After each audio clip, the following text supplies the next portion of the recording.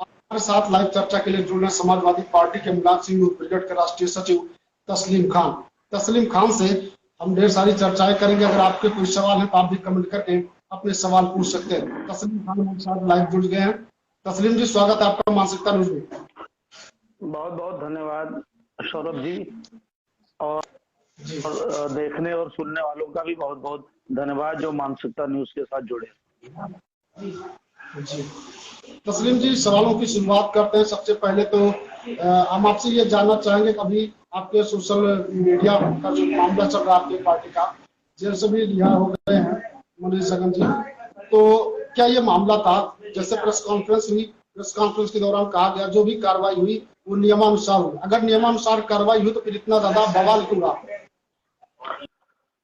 सौरभ जी, लगातार आप पिछले 6 सालों से देख रहे हैं, तकरीबन ये सरकार हर चीजों में एक तरफा कार्रवाई करते हैं। आप ये बताएं, आप भी सोशल मीडिया पे जुड़े हैं और आपने ट्विटर हैंडल पे वो सारी चीजें देखी होंगी जितना कुछ हुआ है। आप ये बताइए कि एक पूर्व मुख्यमंत्री के परिवार को इस तरह से नाजायज शब्दों का इस्तेमाल किया जाए, जो ऐसे अपशब्द थे शायद हमें आपको पढ़ने में भी शर्म आई। एक ऐसी पार्टी की लीडर जो अपने आप को सभ्य पार्टी कहती हो, दुनिया की सबसे बड़ी पार्टी कहती हो, उस पार्टी की नेता इस तरह के व्यवहार करती है एक पूर्व सीएम के परिवार पर, एक एक ऐसी पार्टी के राष्ट्रीय अध्यक्ष पर जिसकी कई बार उत्तर प्रदेश में सरकार रही हो, जिसके नेताजी रक्षा मंत्री देश के रहे हों, उनके परिवार पर इतने घटिया शब्दों का प्रयोग किया जाना, क्या ये भारतीय जनता पार्टी को नहीं दिखता है? क्या वो अपने आप को सभ्य कहने वाले लोग, हमें तो ये लगता है कि ऐसे लोग परिवार का दर्द क्या जाने जो खुद परिवार वाले ना हों। और दूसरी चीज ये है कि मैं मांग करता हूं आपके माध्यम से, खास करके उत्तर प्रदेश की सरकार से, कि अगर मनीष जगन अग्रवाल पे कार्रवाई आप कर सकते हो तो आज तक ऋचा राजपूत बाहर क्यों है? उन पर कार्रवाई क्यों नहीं किया इस सरकार ने? इसका मतलब ये है कि आप सिर्फ विपक्षियों को, जो विपक्षी दल हैं, उनको दबाना चाहते हैं। उन पर आप ईडी भेजेंगे, उन पर सीबीआई भेजेंगे, उन पर एफआईआर करवाएंगे, उन पर कोविड के मुकदमात कराएंगे, लेकिन जब आपकी पार्टी के लोग इस पर करेंगे तो उनके खिलाफ कोई कार्रवाई नहीं करेंगे। आप हमारे तो ऊपर तस्लीम जी, आप ये कहना चाहते हैं कि सरकार दोहरा रवैया अपना रही है, ऋचा के खिलाफ कोई कार्रवाई नहीं और मनीष जगन के खिलाफ कार्रवाई हुई? सौरभ जी, मैं नहीं कह रहा हूँ, पूरा प्रदेश कह रहा है। 6 सालों से पूरे प्रदेश ने ये देखा है। यहाँ तो ये है कि आपके ऊपर एक मुकदमे, किसी के ऊपर एक मुकदमे हो तो नोटिस बाद में आती है, घर पहले गिरा दिया जाता है विरोधियों का। आप लिस्ट निकाल कर देखिए कि आज तक क्या भारतीय जनता पार्टी के या भारतीय जनता पार्टी के समर्थक जो तंजीमें हैं, चाहे आरएसएस हो, बजरंग दल हो, विश्व हिंदू परिषद हो, उनके किसी एक नेता पर कोई कार्रवाई की गई? क्या किसी भारतीय जनता पार्टी के नेता पर ईडी और सीबीआई का छापा पड़ा? नहीं पड़ा ना। मैं इस वक्त आपसे मुखातिब हूं, मैं मुंबई से बोल रहा हूँ, मैं मुंबई में हूँ। आज मुंबई में भी एनसीपी के नेता के घर पे ईडी का छापा शुरू हो गया है।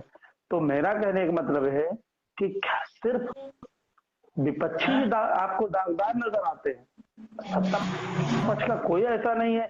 कैसी washing machine Bharatiya Janata party के पास है कि अपने लोगों को उसमें से डालती है और निकालती है, साफ सुथरा होकर निकल आते हैं और विपक्षी सब दागदार साबित हो जाते हैं। मैं पूरी तरह से ये कहना चाहता हूं कि ये कार्रवाई सरकार एक तरफा कार्रवाई हर मामलों में करती है। उसी से जुड़ा हुआ ये मामला भी है जो भारतीय जनता पार्टी को अपने नेताओं पर भी कार्रवाई करनी सीखनी चाहिए। जिस तरह से वो अपशब्दों का प्रयोग करते हैं उस पर कंट्रोल करना चाहिए, और खास करके अपने आईटी सेल को ले जाकर लखनऊ जैसे शहर में ट्रेनिंग देनी चाहिए कि यहाँ की जबान क्या है, यहाँ की भाषा क्या है, कि अपने विरोधियों को भी बहुत सभ्य भाषा में जवाब दिया जाता है। मैं भारतीय जनता पार्टी के प्रदेश अध्यक्ष और माननीय मुख्यमंत्री जी को भी सलाह दूंगा कि अपने प्रवक्ताओं को, अपने ट्विटर हैंडल चलाने वालों को, सोशल मीडिया चलाने वालों को ये जरूर ट्रेनिंग दे कि अपनी बात अगर किसी को लॉजिकली बात करनी है तो शब्द अंदाज में बात करना चाहिए। सबके परिवार है और सबको ये ध्यान देना चाहिए। तस्लीम जी, एक चीज और आपसे हम जानना चाहेंगे, अखिलेश यादव पुलिस मुख्यालय पहुंचे, वहां पर उन्होंने चाय तक पीने से मना कर दिया, कहा इसमें जहर मिला दोगे। तो क्या अखिलेश यादव को वास्तव में पुलिस वाले जहर मिलाकर चाय पिला सकते थे? आप सौरभ जी, आप सोचिए कि इन 6 सालों में सिर्फ विपक्षियों को तो दबाया गया है। बिल्कुल हमारे जो राष्ट्रीय अध्यक्ष ने कहा है, बिल्कुल ठीक कहा है। भारतीय जनता पार्टी भरोसे लायक पार्टी नहीं है। ये अपनी विपक्षियों को ठिकाने लगाने के लिए कुछ भी किसी भी हद तक जा सकती है, किसी भी हद तक गिर सकती है। आपने उनका तो एक फंडा है कि अगर जिस प्रदेश में वो चुनाव नहीं जीतेंगे वहां के एमएलए को खरीद लेंगे और एक टेबल पर पैसा रखा जाएगा और एक टेबल पर ईडी का नोटिस रखा जाएगा। विधायक को कहा जाएगा चुन लीजिए आपको क्या चुनना है। ये इस तरह की सरकार है। ऐसे सरकार से उम्मीद करना बेकार है और ऐसे सरकार कुछ भी कर सकती है। इसलिए मेरे नेता ने बिल्कुल ठीक कहा है, भारतीय जनता पार्टी से होशियार रहने की जरूरत है। वो अपने विरोधियों को ठिकाने लगाने के लिए कुछ भी कर सकते हैं। जी तस्लीम जी, शिवपाल यादव भी अब तो आपके साथ होंगे हैं, लेकिन कहीं ऐसा तो नहीं होगा कि 2024 में जब लोकसभा के चुनाव हो और बीजेपी के किसी पैंतरे में फंस जाएं आप लोग, फिर से चाचा और भतीजे अलग हो जाए? बिल्कुल नहीं होगा। हम सब समाजवादी लोग एक साथ हैं। चाचा के आने से हमारी ताकत और मजबूत हुई है और हम एक साथ जुड़ के इसका नतीजा अभी आपने बाय इलेक्शन में, उपचुनाव में देख लिया है। और आने वाला आम चुनाव जो 2024 का होने जा रहा है, समाजवादी पार्टी पूरी मजबूती के साथ लड़ेगी और उत्तर प्रदेश से भारतीय जनता पार्टी को उखाड़ कर फेंकने की पूरी तैयारी होगी। तब तक 2023 से लेकर 2024 तक हमारे नेता ने कहा है कि हम मोहनलालगंज जेल गए थे इसलिए नहीं गए थे, हम मिलने गए थे, ठीक है मिलने नहीं दिया, लेकिन हम जेल का दरवाजा देखने और दिखाने अपने कार्यकर्ताओं को आए थे कि इसी दरवाजे से अब हम लोगों को आना है और इस निर्दयी और जालिम सरकार के खिलाफ हम सड़कों पर होंगे और जेल भरो आंदोलन भी करेंगे। हमारी पार्टी के नेता जिस दिन आह्वान करेंगे, समाजवादी पार्टी का हर सिपाही उनके आदेशों का पालन करने के लिए इस निर्दयी और जन विरोधी सरकार के खिलाफ सड़कों पर उतरेगा। तस्लीम जी, मैं अयोध्या से हूं, आप भी अयोध्या होते हुए ही अपने घर जाते होंगे। तो अयोध्या में सड़क चौड़ीकरण को लेकर तमाम घर तोड़े जा रहे हैं, दुकानें तोड़ी जा रही हैं। इसको लेकर आपके नेता पवन पांडे ने लोगों की आवाजें उठाई और अखिलेश यादव से भी मिली। इस पर आप क्या कहना चाहेंगे? मैं अभी हम लोग 29 को मिले थे राष्ट्रीय अध्यक्ष से। उस दिन हमारे पूर्व मंत्री पवन पांडे जी आए थे और वो बहुत सारे लोगों को लेकर आए थे। तमाम साधु महंत संत जी को लेकर, आदरणीय लेकर आए थे। उनसे मुलाकात हुई और हमारे नेता ने खास करके ये आश्वासन दिया है कि जिन लोगों का घर और दुकानें तोड़ी जा रही है, हमारी पार्टी उनके साथ खड़ी है और उनके साथ संघर्ष करने के लिए तैयार है। हमारे नेता पवन पांडे जी अयोध्या में खुद मौजूद है, लगातार संघर्ष कर रहे हैं उन सबके लिए, उनकी जमीनें दिलाने के लिए। उनके घर और दुकान तोड़े जाने के खिलाफ हमारे नेता पवन पांडे जी संघर्ष लगातार कर रहे हैं और समाजवादी पार्टी उनके साथ कंधे से कंधा मिलाकर खड़ी है। जहां तक लड़ाई होगी सड़क से और विधानसभा तक हमारी पार्टी उसके लिए लड़ती रहेगी। तस्लीम जी, राहुल गांधी की भारत जोड़ो यात्रा चल रही है, आप एक राष्ट्रीय नेता हैं, तो इस पर आप क्या कहना चाहेंगे? अच्छी चीज है, सबको भारत जोड़ना चाहिए। जो नफरत फैलाया है भारतीय जनता पार्टी ने, उन नफरतों को बंद करने के लिए बिल्कुल सही है कि मोहब्बत की दुकान खोलनी चाहिए और सबको मिलकर भारतीय जनता पार्टी की नफरत के खिलाफ लड़ना होगा। क्योंकि हमारा मुल्क मोहब्बतों का गहवारा रहा है, हमारा मुल्क गंगा जमनी तहजीब का मुल्क रहा है। इस मुल्क में हमेशा कोई भेदभाव नहीं रहा है। हिंदू मुस्लिम सिख ईसाई हम सब ने मिलकर इस मुल्क को आजाद अंग्रेजों से कराया था और यकीन जानिए हम सब मिलकर, सारे विपक्षी दल मिलकर 2024 में इन गोरे अंग्रेजों को जो हम लोगों ने भगाया था 45 में, अब इन काले अंग्रेजों को 2024 में जरूर भगाया जाएगा। तस्लीम जी, आपको क्या लगता है राहुल गांधी भारत जोड़ो यात्रा के जरिए जिस तरीके से उनकी छवि बनाई गई थी, उस छवि को वो तोड़ पाएंगे इस यात्रा के जरिए? अब ये तो कोई एक कांग्रेस अच्छी छवि पार्टी लोगों के बीच पेश कर पाएंगे? ये तो कांग्रेस पार्टी के प्रवक्ता ही बता सकते हैं। कांग्रेस पार्टी का मामला है, मेरी पार्टी का मामला नहीं है। लेकिन ये है कि अगर कुछ भी चीजों में हमारे उनके विचार समान हो सकते हैं कि वो ये है कि हम सेकुलर लोग हैं, और हर सेकुलर जमात अगर सेकुलर काम करती है तो हम जरूर उनको अप्रिशिएट करेंगे और जरूर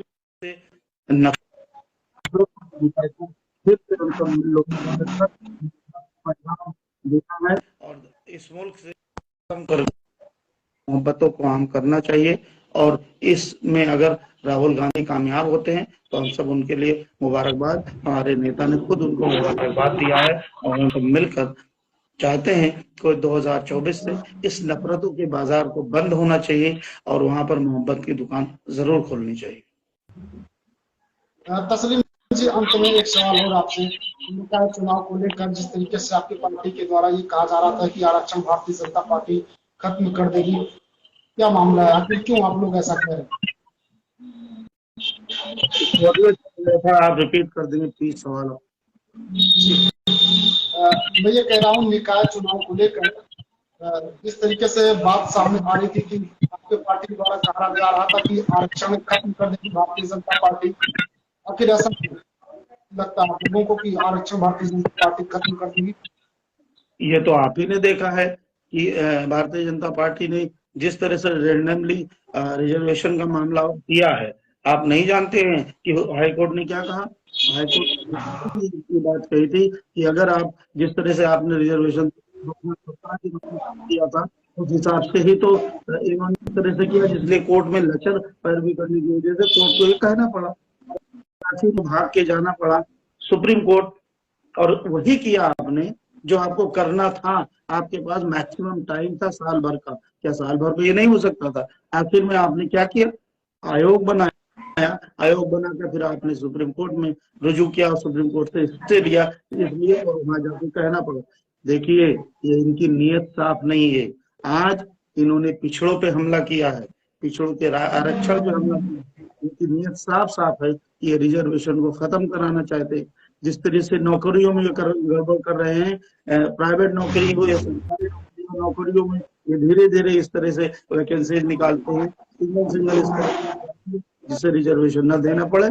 और ये सरकार आरक्षण विरोधी सरकार है, और आने वाले दिनों में अभी हमारे ओबीसी भाइयों के साथ ऐसा खेल किया गया है, और आने वाले दिनों में ये एसटी भाइयों के साथ भी यही खेल करेंगे। इसलिए हम सबको चौकन्ना हो जाना है। इस आरक्षण विरोधी सरकार के खिलाफ सड़कों पर आना होगा और हम सबको मिलकर इसकी लड़ाई लड़नी होगी, तभी इनसे हम मुकाबला कर सकते हैं। और जब तक इनको उखाड़ फेंकेंगे नहीं, दिल्ली से उखाड़ कर फेंकेंगे, फिर उत्तर प्रदेश से भी उखाड़ कर फेंकेंगे, तभी आरक्षण भी बचेगा और हम सब इंसानों की भलाई का काम शुरू होगा। धन्यवाद तस्लीम जी, आप हमारे साथ लाइव चर्चा के लिए जुड़े। अब इस कार्यक्रम को यहीं पर समाप्त करते हैं। बहुत बहुत धन्यवाद।